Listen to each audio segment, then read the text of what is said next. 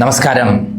കഴിഞ്ഞ 5 വർഷമല്ല 10 വർഷക്കാലം കേരളത്തെ ഭരിച്ചതൊരു പരനേറിയാണ്, നികൃഷ്ടജീവിയാണ്, ചെറ്റയാണ്, മാത്രമല്ല ഡാഷ് മോനാണ് എന്ന് സ്വയം വിളിച്ചു പറഞ്ഞിട്ടുള്ള ഒരാളാണ് പിണറായി വിജയൻ. മറ്റുള്ളവരെ പറ്റി ആ വാക്കുകൾ ഉപയോഗിക്കുമ്പോൾ ഞാൻ ആ വ്യക്തിത്വമുള്ള ആളാണ്, ഇത്തരം പരമതെണ്ടിയാണെന്ന് സ്വയം ബോധ്യമുള്ളതുകൊണ്ടാണല്ലോ അദ്ദേഹം മറ്റുള്ളവരെ പറ്റി ഇങ്ങനെ പറയുന്നത്. അങ്ങനെയുള്ള ഒരു മുഖ്യമന്ത്രി എങ്ങനെയാണ് അദ്ദേഹത്തിൻ്റെ യഥാർത്ഥ സ്വഭാവമെന്ന് നമ്മൾ പറയേണ്ടതുണ്ടോ? അദ്ദേഹത്തിൻ്റെ യഥാർത്ഥ സ്വഭാവം ഇന്ന് കൃത്യമായി രേവന്ത് റെഡ്ഡി എന്ന് പറയുന്ന തെലങ്കാന മുഖ്യമന്ത്രിയെ പറ്റി പറഞ്ഞപ്പോൾ അദ്ദേഹത്തിൻ്റെ മുഖപത്തിൽ നിന്ന് തന്നെ പുറത്ത് ചാടുകയുണ്ടായി.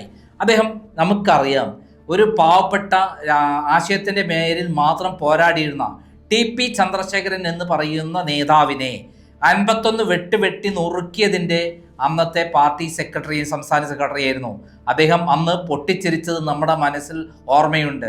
ഈ കൊന്നതിന് ശേഷം അദ്ദേഹം പൊട്ടിച്ചിരിച്ച് കൊലംകുത്തി തന്നെ എന്ന് പറഞ്ഞ് വർഗവഞ്ചകൻ എന്നുള്ള പേരിൽ അദ്ദേഹം ഏത് വഴിയിലാണോ പോയത് അതിനെതിരെ പോരാടിയതിനാണ് ഈ പറയുന്ന നമ്മുടെ TP ചന്ദ്രശേഖരനെ കൊന്നത്. എത്ര പേരെ കൊന്നു, എന്നെ വേട്ടയാടിയത്. എത്ര കള്ളക്കേസുകളിലാണ് ഞാൻ അദ്ദേഹത്തെ വിമർശിച്ചതിന്. ലാവ്ലിൻ കേസ് പുറത്തു കൊണ്ടുവന്ന് അദ്ദേഹം കോടികളുടെ കൊള്ള ചെയ്തു എന്ന് കൃത്യമായി തെളിവ് സഹിതം കൊണ്ടുവന്ന് എനിക്കെതിരെ ഒരു കേസ് പോലും കൊടുക്കാൻ ധൈര്യമില്ലാത്ത ഭീരുവായ അദ്ദേഹം 41 വണ്ടി പോലീസിന്റെ സഹായത്തോടെ യാത്ര ചെയ്യുന്ന പരമ ഭീരു എന്ന് പറയുന്ന അദ്ദേഹം ചെയ്തിട്ടുള്ളത്.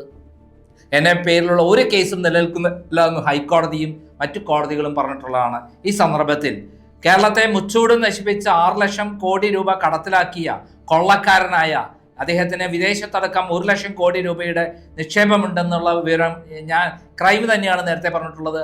10,000 കോടി രൂപയുടെ രേഖകളാണ് എൻ്റെ കൈവശം ഉണ്ടായിരുന്നത്. അത് പോലീസിനെ ഉപയോഗിച്ച് കള്ളക്കേസിൽ കുടുക്കി എൻ്റെ വീട്ടിലും ഓഫീസിൽ നിന്ന് റെയ്ഡ് ചെയ്ത് കൊണ്ടുപോവുകയുണ്ടായി. എന്തിന്?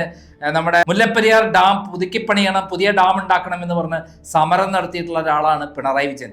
ഭരണത്തിൽ വന്നപ്പോൾ തമിഴ്നാട് ഗവൺമെൻറ്റിൻ്റെ സീക്രട്ട് ഫണ്ടിൽ നിന്നും ഓരോ കൊല്ലവും 100 കോടി രൂപ അടിച്ചു മാറ്റിയിട്ടുള്ള ആളാണെന്ന് തെളിവ് എൻ്റെ കൈവശമുണ്ട്. അതും പോലീസ് കടത്തിക്കൊണ്ടുപോയി. ഇങ്ങനത്തെ ഉള്ള ഈ നാടിന് വേണ്ടി ഒരു ഉപകാരവും ചെയ്യാത്ത, നാടിനെ മുച്ചോട് നശിപ്പിച്ചിട്ടുള്ള ഒരു വ്യാഘ്രമാണ് ഈ പിണറായി വിജയൻ. അദ്ദേഹത്തെക്കുറിച്ച് ഞാൻ പറയുന്നില്ല, അനുഭവസ്ഥനായ ഒരാൾ തന്നെ പറയുകയാണ്. അത് മറ്റാരുമല്ല, പ്രശാന്ത് IAS ബ്രോ. അദ്ദേഹത്തിനുണ്ടായ അനുഭവങ്ങൾ കൃത്യമായി അദ്ദേഹം പലതവണ പറഞ്ഞിട്ടുണ്ട്. അദ്ദേഹത്തിൻ്റെ ഒരു ആർട്ടിക്കിൾ അദ്ദേഹം ഫേസ്ബുക്ക് പോസ്റ്റ് ഇട്ടിട്ടുണ്ട്. അതൊന്നും നമുക്ക് വായിക്കാം. അത് മാത്രം മതി പിണറായി വിജയനെ വിലയിരുത്താൻ. കഴിവില്ലാത്ത നേതാവിനെ ബിംബവൽക്കരിക്കുമ്പോൾ കോർപ്പറേറ്റ് ഓഫീസുകൾ, രാഷ്ട്രീയ പാർട്ടികൾ, മതസംഘടനകൾ, സർവകലാശാലകൾ, സാംസ്കാരിക കൂട്ടായ്മകൾ എന്നിങ്ങനെ വിവിധ സ്ഥാപനങ്ങൾ ആവർത്തിച്ചു കാണുന്ന ഒരു സവിശേഷ പ്രതിഭാസമുണ്ട്. പരിമിത കഴിവ് മാത്രമല്ല, എന്നാൽ അതിശക്തമായ അധികാരം വ്യക്തിയിൽ കേന്ദ്രീകരിച്ച അവസ്ഥ. ഈ അധികാരം ബുദ്ധിശക്തിയിൽ നിന്നോ ധാർമ്മികമായ മൂല്യങ്ങളിൽ നിന്നോ അല്ല, മറിച്ച് ഭയത്തിൽ നിന്ന് ഉദയം കൊള്ളുന്നതാണ്. ഭൗതിക ശേഷിയും ദീർഘവീക്ഷണവും കുറഞ്ഞ വ്യക്തികൾ അധികാരത്തിന്റെ അമരത്തെത്തുമ്പോൾ അത് സ്ഥാപനങ്ങളുടെ തകർച്ചയ്ക്കാണ് വഴിമരുന്നിടുന്നത്. സങ്കീർണമായ പ്രശ്നങ്ങളെ ലഘൂകരിച്ച് കാണുന്ന ലളിതവൽക്കരണ യുക്തി, സിംപ്ലിസിറ്റി ലോജിക് ഇത്തരം നേതാക്കളുടെ പ്രത്യേകതയാണ്. വസ്തുതകളെയും ഡാറ്റയെയും അടിസ്ഥാനമാക്കി തീരുമാനങ്ങൾ എടുക്കുന്നതിന് പകരം സ്വന്തം താല്പര്യങ്ങൾക്കും മുൻവിധിക്ക് അനുസരിച്ച് ഇവർ വ്യവസ്ഥിതികളെ മാറ്റാൻ ശ്രമിക്കുന്നു. ഇത് സ്ഥാപനങ്ങളെ വർഷങ്ങളായി നിലനിൽക്കുന്ന അറിവിനെയും പ്രോട്ടോക്കോളുകളെയും തകർക്കുന്നു. തൻ്റെ പരിമിതികൾ മറച്ചുവെക്കാൻ കഴിവുള്ളവരെ മാറ്റി നിർത്തി സ്തുതിപാഠകരെയും അയോഗ്യരെയും താക്കോൽ സ്ഥാനങ്ങളിൽ പ്രതിഷ്ഠിക്കുന്നതോടെ മെറിറ്റ് പൂർണ്ണമായും ഇല്ലാതാകുന്നു. ഇത് സ്ഥാപനത്തിനകത്തെ ധാർമ്മികതയെയും പ്രവർത്തനക്ഷമതയെയും തകർക്കുകയും ദീർഘകാലാടിസ്ഥാനത്തിൽ ആ പ്രസ്ഥാനത്തിന്റെ പ്രസക്തി തന്നെ ഇല്ലാതാക്കുകയും ചെയ്യുന്നു. തിരുത്തലുകളെ ഭയത്തോടെ കാണുന്ന ഇത്തരം നേതൃത്വം ചോദ്യം ചോദിക്കുന്നവരെ ശത്രുക്കളായി പ്രഖ്യാപിക്കുന്നത് ആന്തരിക ജനാധിപത്യം മരിക്കുകയും സ്വയം തിരുത്താൻ ശേഷിയില്ലാത്ത ഒരു ജീർണിച്ച വ്യവസ്ഥിതിയായി മൊത്തത്തിൽ മാറുകയും ചെയ്യുന്നു. ഭൗതിക ശേഷി കുറഞ്ഞ നേതാക്കൾ തങ്ങളുടെ പോരായ്മകൾ മറച്ചുപിടിക്കാൻ സ്വീകരിക്കുന്ന പ്രധാന ആയുധം അതിശക്തമായ വ്യക്തിപൂജയും പേഴ്സണാലിറ്റി കൾട്ട് വിപണന തന്ത്രങ്ങളുമാണ്. സ്വന്തം പ്രതിച്ഛായയെ സംബന്ധിച്ചുള്ള അമിതമായ ഉത്കണ്ഠ ഇവരെ ഒരുതരം നാർസിസിസ്റ്റ് സ്വഭാവത്തിലേക്ക് നയിക്കുന്നു. സ്ഥാപനത്തിന്റെ ലക്ഷ്യങ്ങളെക്കാൾ ഉപരിയായി സ്വന്തം പേര്, ചിത്രവും എല്ലാറ്റിനെയും പതിപ്പിക്കാനാണ് ഇവർ മുൻഗണന നൽകുന്നത്. ഇതിനായി വൻതോതിൽ പണം ചെലവാക്കി PR പബ്ലിക് റിലേഷൻസ് ഏജൻസികളെയും സമൂഹ മാധ്യമങ്ങളിലെ സ്തുതിപാഠകരെയും ഇവർ ഉപയോഗിക്കുന്നു. യാഥാർത്ഥ്യങ്ങളിൽ ഉപരിയായി കെട്ടിച്ചമച്ച കഥകളിലൂടെയും നെറേറ്റീവ്സ്, വൻകിട പരസ്യങ്ങളിലൂടെയും താൻ ഒരു അമാനുഷികനായ ദാർശനികനാണ് എന്ന മിഥ്യാധാരണ പൊതുസമൂഹത്തിൽ സൃഷ്ടിക്കാൻ ഇവർ ശ്രമിക്കുന്നു. ആരെങ്കിലും വസ്തുതകൾ ചൂണ്ടിക്കാട്ടിയാൽ അത് സ്വന്തം അഹംഭാവത്തിന് ഈ ഏറ്റ മുറിവായി കാണുകയും വിമർശകരെ വ്യക്തിപരമായി അധിക്ഷേപിക്കാനും വേട്ടയാടാനും ഔദ്യോഗിക സംവിധാനങ്ങളെ ദുരുപയോഗം ചെയ്യുകയും ചെയ്യുന്നു. വികസനത്തെക്കാൾ വിളംബരത്തിന് പ്രാധാന്യം നൽകുന്ന ഇത്തരം രീതികൾ അന്തിമമായി ആ പ്രസ്ഥാനത്തെ പൊള്ളയായ ഒരു പുറന്തോട് മാത്രമാക്കി മാറ്റുന്നു. സംഘടനയ്ക്കുള്ളിലെ ഉള്ള പലരും നേതാവിൻ്റെ പരിമിതികളെക്കുറിച്ച് ബോധവാന്മാരായിരിക്കും എന്നതാണ് വസ്തുത. അയാൾക്ക് ഉൾക്കാഴ്ചയില്ലെന്നും തീരുമാനങ്ങൾ ആഴമില്ലാത്തതും പെട്ടെന്നുള്ള വികാരപ്രകടനങ്ങൾ മാത്രമാണെന്ന് അവർക്കറിയാം. ആഴമേറിയ ചിന്തകൾക്ക് പകരം അഹംഭാവം സംരക്ഷിക്കാനാണ് ഇയാൾ ശ്രമിക്കുന്നതെന്നും അവർ തിരിച്ചറിയുന്നു. അപകടകാരിയായ ഇത്തരം നേതാക്കളെ ഒറ്റബുദ്ധി എന്ന് പറയും. ഭയം കാരണം ഈ വ്യവസ്ഥ ആരും തിരുത്താൻ തയ്യാറാകുന്നില്ല എന്നതാണ് കൗതുകതരം. ഇത്തരം സാഹചര്യങ്ങളിൽ ചോദിക്കുന്നതിനെ നിരുത്സാഹപ്പെടുത്തുക മാത്രമല്ല അതൊരു രോഗലക്ഷണമായി മുദ്രകുത്തുകയും ചെയ്യുന്നു. ചോദിക്കുന്നവർ അവഹേളിക്കപ്പെടും. വിയോജിപ്പുകൾ വഞ്ചനയായി കണക്കാക്കപ്പെടുന്നു. നേതാവിന്റെ അരക്ഷിതാവസ്ഥ സംഘടനയുടെ സംസ്കാരത്തെ തന്നെ മാറ്റിമറിക്കുന്നു. യോഗങ്ങൾ വെറും പ്രകടനങ്ങളായി മാറുന്നു. നേതാവിന് ഇഷ്ടപ്പെടുമെന്ന് ഉറപ്പുള്ള ആശയങ്ങൾ മാത്രമേ അവിടെ അവതരിക്കപ്പെടുന്നുള്ളൂ. മൗനം എന്നത് അതിജീവനത്തിനായുള്ള ഒരു കലയായി മാറുന്നു. അങ്ങനെ യുക്തിപരമായ സ്വാർത്ഥത ആ സംഘടനയുടെ നിലവാരത്തെ ശരാശരിയിലും താഴെ എത്തിക്കുന്നു. ഇതിലെ ദുരന്തം കേവലം കാര്യക്ഷമതയില്ലായ്മ മാത്രമല്ല ഭൗതികമായ തകർച്ച കൂടിയാണ്.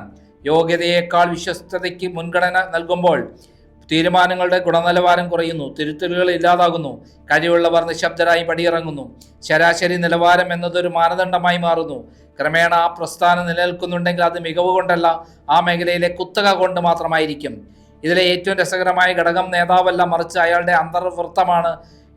കാരണം ബുദ്ധിശക്തിയും കഴിവ് കുറഞ്ഞ നേതാക്കൾ പലപ്പോഴും ഈ ഒരു ഉപജാപക വൃന്ദത്തിന്റെ ഡെമ്മി മാത്രമായിരിക്കും. ഏതൊരു ബലഹീനനായ നേതാവും അതിജീവിക്കുന്നത് സ്തുതിപാഠകരുടെ ഒരു സംരക്ഷണ കവചം ഉള്ളത് കൊണ്ടാണ്. ഈ സ്തുതിപാഠകർ ബുദ്ധിശൂന്യരാണെന്ന് കരുതരുത്. അവരിൽ പലരും കുടില ബുദ്ധിയുള്ള അതിസമർത്ഥരാണ്. നേതാവിൻ്റെ ഭൗതികമായ പോരായ്മകൾ അവർക്ക് വ്യക്തമായി അറിയാം. എന്നാൽ അധികാരത്തോടുള്ള സാമീപ്യം ഒരു ലഹരിയാണ്. അധികാര കേന്ദ്രത്തിലേക്കുള്ള പ്രവേശനമാണ് അവരുടെ മൂലധനം. നിയമനങ്ങൾ, കരാറുകൾ, പ്രശസ്തി, പണം, ഇതൊന്നൊക്കെയാണല്ലോ ഗുണഫലങ്ങൾ. ഭൗതിക ശക്തി കുറഞ്ഞ നേതാവിൻ്റെ പ്രീതി പിടിച്ചു പറ്റുന്നവർക്ക് ലഭിക്കുന്നത് ഉത്തരവാദിത്തമില്ലാത്ത അധികാരമാണ്. അവർ ഉപ അധികാര കേന്ദ്രങ്ങളായി മാറുന്നു. അവരുടെ പ്രസക്തി കഴിവിൽ നിന്നല്ല, മറിച്ച് നേതാവുമായുള്ള അടുപ്പത്തിൽ നിന്നാണ് ഉണ്ടാകുന്നത്. കിച്ചൺ ക്യാബിനറ്റ് എന്ന് പറയും. അവർ അപമാനങ്ങൾ സഹിക്കുന്നു, പരിഹാസങ്ങൾ ഏറ്റുവാങ്ങുന്നു, ഒട്ടും തമാശയല്ലാതെ തമാശകൾ കെട്ടിച്ചിരിക്കുന്നു. തെറ്റാണെന്ന് ബോധ്യമുള്ള തീരുമാനങ്ങളെപ്പോലും അവർ പരസ്യമായി ന്യായീകരിക്കുന്നു. അവർ ആത്മാഭിമാനം പണയപ്പെടുത്തുന്ന വ്യക്തിപരമായ ലാഭങ്ങൾ കണക്ക് കൂട്ടിയിട്ടും തന്നെയാണ്. കാലക്രമേണ ഈ പാദസേവ എന്നത് സ്ഥാപനവൽക്കരിക്കപ്പെടുന്നു. അത് അധികാരത്തിന്റെ അപ്പകഷ്ണങ്ങളാൽ പ്രോത്സാഹിപ്പിക്കപ്പെടുന്നു. സ്വതന്ത്രമായ ചിന്തകൾ സൃഷ്ടിക്കപ്പെടുന്നു. പുതിയതായി വരുന്നവർ ഈ പെരുമാറ്റ രീതി നിക്ഷേപിക്കുകയും വേഗത്തിൽ പഠിച്ചെടുക്കുകയും ചെയ്യുന്നു. നിലനിൽപ്പിന് വേണ്ടത് കഴിവല്ല, മറിച്ച് വിധേയത്വമാണെന്ന് അവർ തിരിച്ചറിയുന്നു. എന്തുകൊണ്ടാണ് അവിടെ പൊട്ടിത്തെറിയോ വിപ്ലവമോ ഉണ്ടാകാത്തത്? കാരണം സ്വകാര്യ കമ്പനികളിലും രാഷ്ട്രീയ പാർട്ടികളിലും വ്യവസ്ഥിതി അടഞ്ഞതാണ്. അവിടെ ആന്തരിക ജനാധിപത്യം പരിമിതമാണ്.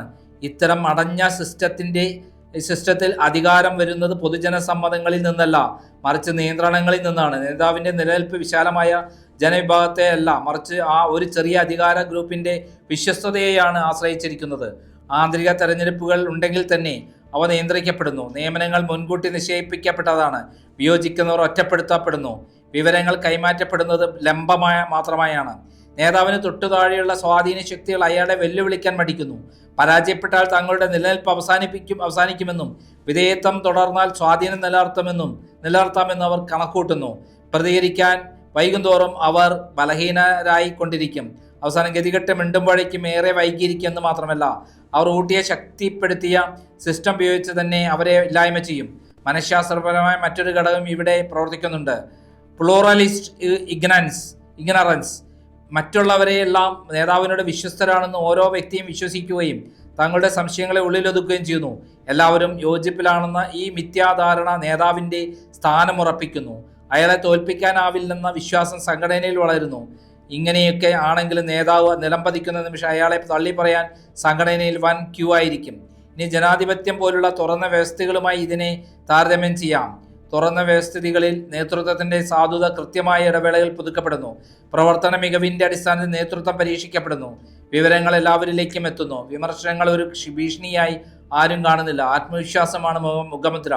ജനാധിപത്യം പോലുള്ള തുറന്ന സിസ്റ്റത്തിൽ നേതൃത്വം എന്നത് ഒരു ചെറിയ ഉപജാപക സംഘത്തിന്റെ കയ്യിലല്ല, മറിച്ച് ഒരു വലിയ സമൂഹത്തിന്റെ വിലയിരുത്തലിലൂടെയാണ് നിശ്ചയിക്കപ്പെടുന്നത്. തുറന്ന സ്വഭാവം അധികാരത്തെ വികേന്ദ്രീകരിക്കുന്നു. പൗരന്മാർക്ക് നേതൃത്വത്തെ വിലയിരുത്തുന്നതിലും തിരഞ്ഞെടുക്കുന്നതിലും പങ്കുണ്ടാകുമ്പോൾ ഈ പ്രശ്നങ്ങൾ ഒരളവ് വരെ കുറവായിരിക്കും. ജനാധിപത്യം കുറ്റമറ്റതായിരിക്കാം, എന്നാൽ അതിന് സ്വയം തിരുത്താനുള്ള ശേഷിയുണ്ട്. അടഞ്ഞ അധികാര ശ്രേണികൾക്ക് അതില്ല. ഭയത്തിലും ശിങ്കിടികളുടെ വിശ്വസ്തതയിലും അധിഷ്ഠിതമായ അടഞ്ഞ അവസ്ഥാനങ്ങൾ തകർന്നടിയുമെന്നാണ് ചരിത്രം പഠിപ്പിക്കുന്നത്. സുതാര്യതയിലും വിശ്വാസത്തിലും അധിഷ്ഠമായവ പ്രതിസന്ധികളെ അതിജീവിക്കും. ഒരു പ്രസ്ഥാനത്തിന്റെ ആരോഗ്യം ഒരു നേതാവിന്റെ ബുദ്ധിശക്തിയേക്കാൾ ആ നേതാവിനെ താങ്ങി നിർത്തുകയോ നിയന്ത്രിക്കുകയോ ചെയ്യുന്ന സിസ്റ്റത്തിന്റെ രൂപഘടനയാണ് ആശ്രയിച്ചിരിക്കുന്നത്. സിസ്റ്റം പാദസേവയ്ക്ക് പാരിതോഷികം നൽകുന്നുവെങ്കിൽ അത് തഴച്ചു വളരും. അതേസമയം വ്യവസ്ഥിതി വിയോജിപ്പുകളെ കേൾക്കുന്നെങ്കിൽ പുതിയ ആശയങ്ങൾ പുറത്തുവരും. അധികാരത്തോടുള്ള അടുപ്പമാണ് പ്രസക്തി നിശ്ചയിക്കുന്നതെങ്കിൽ കഴിവ് പിന്തള്ളപ്പെടും.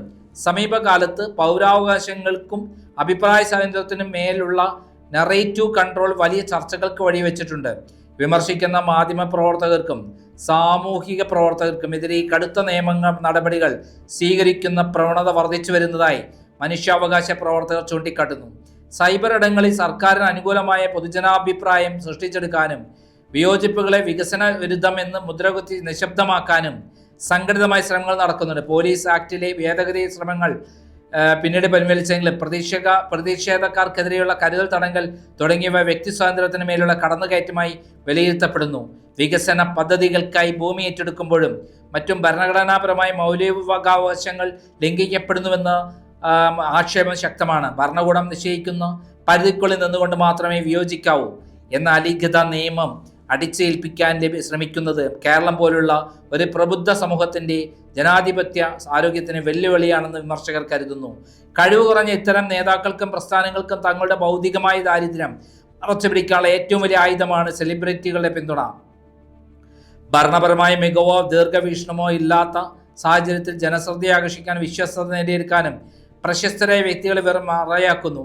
കായിക സാംസ്കാരിക മേഖലകളിലെ പ്രമുഖരെ തങ്ങളുടെ വേദികളിൽ എത്തിക്കുന്നതിലൂടെ ആ വ്യക്തികളുടെ ജനപ്രീതിയും ബഹുമാനവും സ്വന്തം അക്കൗണ്ടിലേക്ക് മാറ്റാനാണ് ഇവർ ശ്രമിക്കുന്നത്. ഒരു സാധാരണക്കാരന് നയപരമായ തീരുമാനങ്ങളുടെ സങ്കീർണത മനസ്സിലാക്കാൻ ബുദ്ധിമുട്ടായിരിക്കും. എന്നാൽ താൻ ആരാധിക്കുന്ന താരം ഒരു നേതാവിനെ പുകഴ്ത്തുന്നത് കാണുമ്പോൾ ആ നേതാവും യോഗ്യനാണെന്ന മിഥ്യാധാരണ അയാൾക്കുണ്ടാകുന്നു.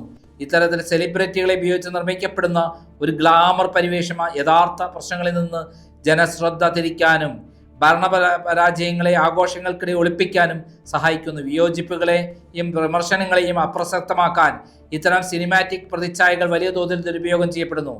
ഭരണാധികാരികളുടെ പ്രവർത്തനക്ഷമതയില്ലാത്തതിനെക്കുറിച്ചും ഭൗതികമായ തകർച്ചയെക്കുറിച്ചും പൊതുസമൂഹം തിരിച്ചറിയുന്നത് പലപ്പോഴും വളരെ വൈകിയിരിക്കും. എന്നാൽ ആ വ്യവസ്ഥിതിയുടെ ഭാഗമായവർക്ക് അത് വളരെ നേരത്തെ തന്നെ ബോധ്യപ്പെട്ടാറുണ്ട് എന്നതാണ് യാഥാർത്ഥ്യം. ഭരണകൂടത്തിന്റെ അകത്തളങ്ങളിൽ തീരുമാനങ്ങൾ എടുക്കപ്പെടുമ്പോൾ പ്രകടമാകുന്ന യുക്തിശൂന്യതയും അഹംഭാവവും ഉദ്യോഗസ്ഥർക്ക് സഹപ്രവർത്തകർക്കും നിത്യേന അനുഭവവേദ്യമാണ്. പക്ഷേ ഇത് തുറന്നു പറയാനോ തിരുത്താനോ ഉള്ള സാഹചര്യം ഇവിടെ നിലനിൽക്കുന്നില്ല. വിയോജിക്കുന്നവർക്ക് ലഭിക്കുന്ന ശിക്ഷാ നടപടികളോ ഒതുക്കപ്പെടലോ ആയിരിക്കും എന്ന ഭയം അവരെ നിശബ്ദരാക്കുന്നു. തങ്ങളുടെ കരിയറും സുരക്ഷിതത്വവും പണയപ്പെടുത്തിക്കൊണ്ട് സത്യം വിളിച്ചു പറയാൻ പലരും തയ്യാറാകാത്തതുകൊണ്ട് ഈ അയോഗ്യത ഒരു പരസ്യമായ രഹസ്യമായി സിസ്റ്റത്തിനുള്ളിൽ ഒതുങ്ങുന്നു. ഒടുവിൽ ഭരണപരാജയം ജനജീവിതത്തെ ബാധിച്ചു തുടങ്ങുമ്പോഴോ അല്ലെങ്കിൽ ഒരു വലിയ പ്രതിസന്ധി ഉണ്ടാകുമ്പോഴോ മാത്രമാണ് പുറം ലോകം ഈ യാഥാർത്ഥ്യം തിരിച്ചറിയുന്നത്. അപ്പോഴേക്കും ആ പ്രസ്ഥാനമോ ഭരണ സംവിധാനമോ അറ്റകുറ്റപ്പണികൾക്ക് അപ്പുറം തകർന്നു പോയിട്ടുണ്ടാകാം എന്നതാണ് ഇതിലെ വലിയ ദുരന്തം. കഴിവ് കുറഞ്ഞ നേതാവിന് അതിജീവിക്കാൻ കഴിയുമോ എന്നതല്ല ചോദ്യം. അടഞ്ഞ സിസ്റ്റത്തിൽ അത്തരം വ്യക്തികൾക്ക് വർഷങ്ങളോളം അധികാരം പിടിച്ചു വയ്ക്കാൻ കഴിയും എന്നതാണ് സത്യം. യഥാർത്ഥ ചോദ്യം ഇതാണ്: ജനാധിപത്യം പോലുള്ള തുറന്ന സിസ്റ്റത്തെ പോലും അടച്ചതാക്കാൻ നാം അനുവദിക്കേണ്ടതുണ്ടോ എന്നതാണ്.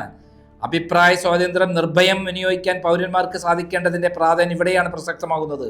കഴിവ് കുറഞ്ഞ നേതാക്കൾ ചോദ്യങ്ങളെ ഭയപ്പെടും. അവർ ജനാധിപത്യത്തെ ചൈനയിലോ ഉത്തര കൊറിയയിലോ പോലെ ആക്കാൻ ആഗ്രഹിക്കും. ചൈനയിൽ കോടിക്കണക്കിന് വികസനവും അടിസ്ഥാന സൗകര്യവുമുണ്ട്. എന്നാൽ ഇവിടെ പേരിന് മാത്രമേ സ്വാതന്ത്ര്യമുള്ളൂ, കടലാസിൽ മാത്രമേ തിരഞ്ഞെടുപ്പുള്ളൂ, നേതാവിന് മാത്രമേ അഭിപ്രായമുള്ളൂ. നമുക്കത് പോരാ. പലപ്പോഴായി പറഞ്ഞിട്ടുള്ള കാര്യങ്ങളാണ്.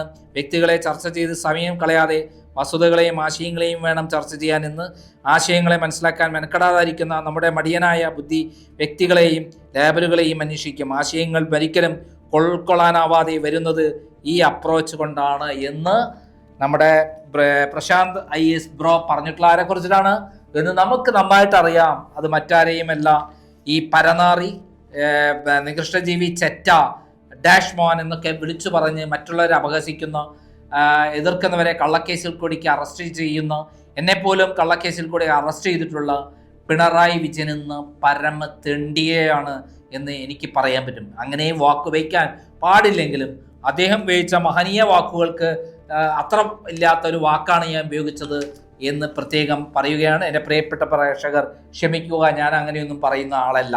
വിമർശിക്കുമെങ്കിലും ഇത്രയും വൃത്തികേട് പറയുന്ന ഒരാളല്ല. എടോ ഗോപാലകൃഷ്ണ എന്ന് മാതൃഭൂമി എഡിറ്ററെ വിളിച്ച് പേടിപ്പിക്കാൻ ശ്രമിച്ച പിണറായി വിജയന് മുന്നിൽ മുട്ടുമടക്കാത്ത, സത്യത്തിന് വേണ്ടി പോരാട്ടം നടത്തിയുള്ള, അദ്ദേഹത്തിനെതിരെയുള്ള ലാവ്ലിംഗ് കേസ് പുറത്തു കൊണ്ടുവന്ന ഒരാളാണ് ഞാൻ എന്ന നിലയിൽ ഞാൻ പറയുന്നു.